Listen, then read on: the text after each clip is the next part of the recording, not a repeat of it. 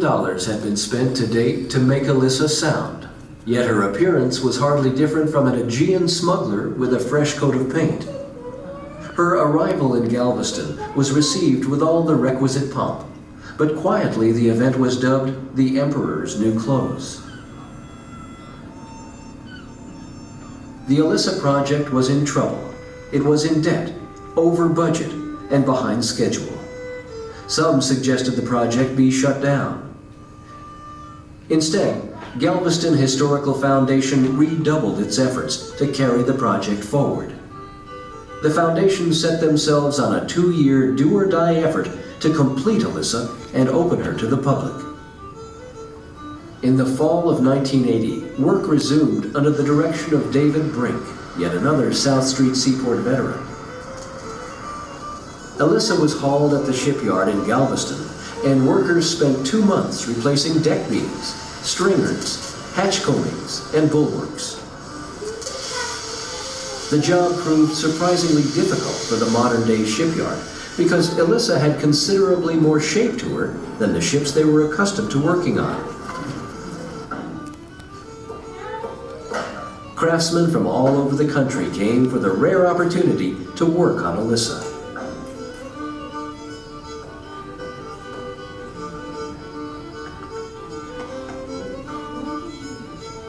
They were joined by a handful of volunteers whose numbers grew as the project progressed.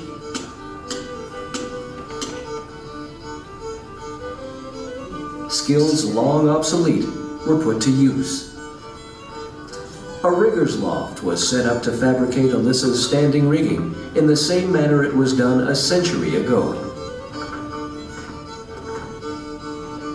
In the 2-year push to finish the restoration of Elissa, there could be as many as 60 people at a time working together to complete the job.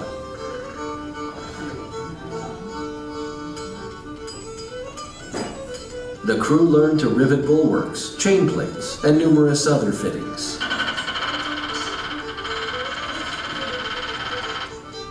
The original wooden structures on the ship were meticulously rebuilt.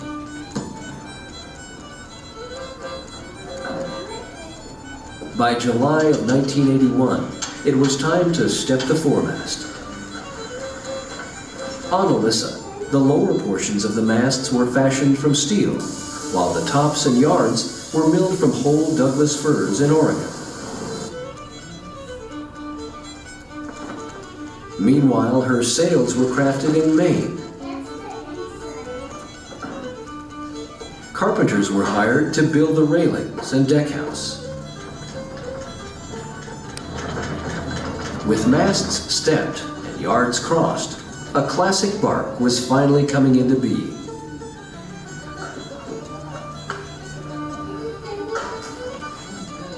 Volunteers and staff worked tirelessly to help Elissa meet her deadline.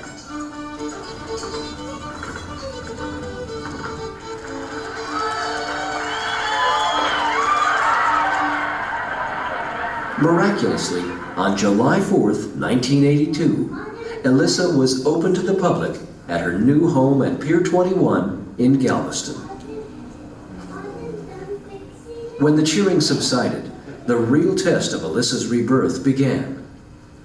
All through that summer, volunteer crews went through intensive sail training to learn the complex array of lines and canvas.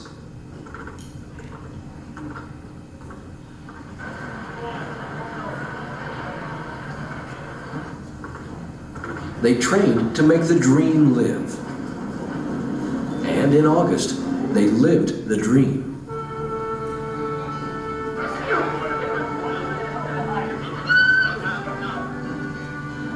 Elissa is hailed as one of the finest maritime preservation efforts in the world. And once again, this treasure from our past sailed before the wind.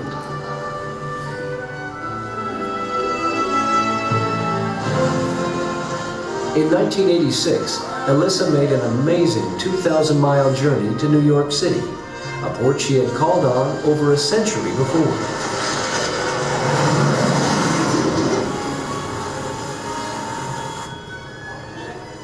Elissa took her place among the tall ships of the world at the rededication of the Statue of Liberty.